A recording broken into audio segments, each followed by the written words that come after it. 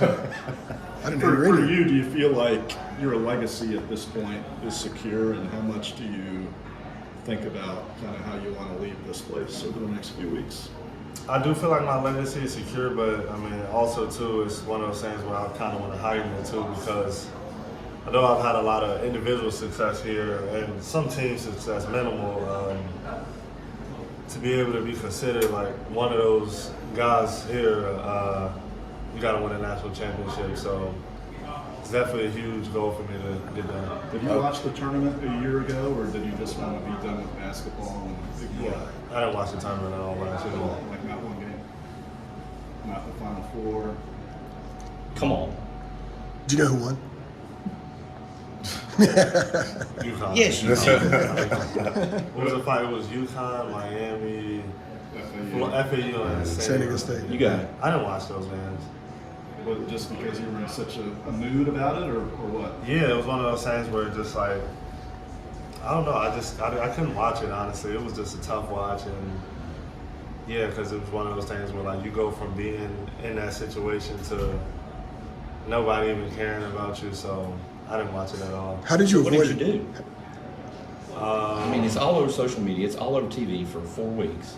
I was in Miami. I was having a little fun. it? So I'm sure you're going out, and it's on TV, and people are jazzed up because everybody's got a pool, they're betting on it and stuff. How did you avoid it when it was there and you were in the same place? Change the TV. I mean, What if it's like at a bar or something like that and you can't change it? I would Although you go could to say, a- I'm Armando Bacot, please change the channel. yeah, I had the private room, so I told them no TV. So this comes back to NIL money, right? I'm gonna miss this, Armando. I had the private room. We get private rooms when we go out, so.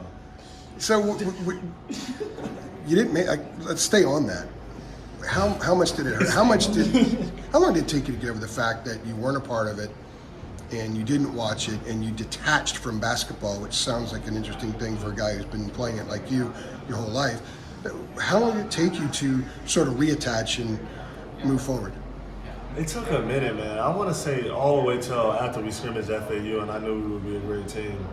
I told y'all out there too. I knew it would be a great team. You sat in Charlotte. Yeah. Cause I wasn't really sure going into this year how good we would be. Like I had no clue like we would be a good team. Like, cause it was a lot of different pieces, and I didn't really know like how good everybody would be until we actually got out on the floor. So, but leading up, like until then, I was just like, man, like I don't want that feeling again. It was tough for a long time. Like me, RJ, all of us, we just felt terrible for a long time. I remember in Charlotte, what you said was that gave you a lot of optimism was you guys defended them. Mm-hmm. You didn't talk about anything but your defense. I said, Yeah. we might be a great defensive team. We ended up being top 6. And people kind of looked at you like, okay, well, we'll see. Because like that's atypical of a UNC team because we outscore people usually, but just FAU like the amount of guards they had and just how they played, and like I said, I saw how great we could be defensively. So after that, I was like, man, we got a chance. Like I was telling my people, I didn't want to tell y'all to like jinx it, but I'm like, man, I think we could win the ACC. I think we could be like a top 5 team. You can always tell us what. I got one last question. One last question. We heard. Okay, just making sure. Thanks. Yeah, you're welcome. What were you and RJ talking about in the summer? Because it sounded like y'all had some deep conversations. You know, like when you were saying this is going to be your team and all that. I mean, it sounded like you guys like weren't just like bullshitting around. You know what I mean? Like, what did y'all really get into when y'all talked about stuff? I mean, our coaches are so creative offensively, and like I knew how great, like we all knew how great RJ was as a scorer, and obviously we had 2 guards in the backcourt last year, but I knew like going into this year, RJ like his role would be ampled up a lot, and I knew like in order for me, just like for our team to get to where we needed to be, is one of those things where we had to play through a guard, and RJ, like I said, he showed he's one of the best guards in the country, and I think guards win in March, so I'm just so glad that we started that on early on in the season, just kind of switching things up because it's worked.